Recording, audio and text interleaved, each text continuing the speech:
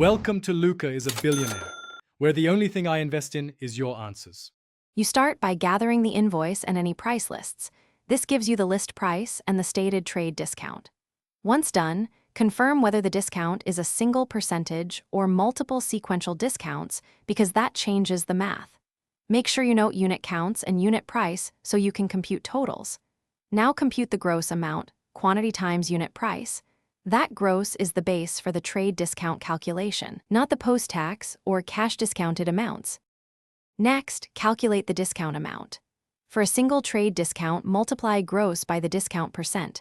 For multiple sequential discounts, apply each percent to the remaining balance in sequence, not by adding rates.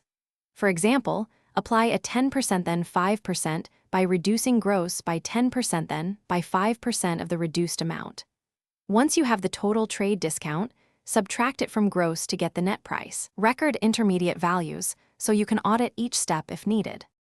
Finally, post the trade discount and the resulting net price to the accounting records, crediting the supplier and debiting inventory or expense as appropriate. Then reconcile, confirm gross minus total trade discounts equals the net invoice amount, and only then apply taxes or cash discounts if required. If totals don't match, recheck the sequence of discounts and rounding at each step. A common mistake is treating sequential discounts as additive. Correcting that usually resolves discrepancies. Thanks for watching and please subscribe. It's the best investment you'll ever make.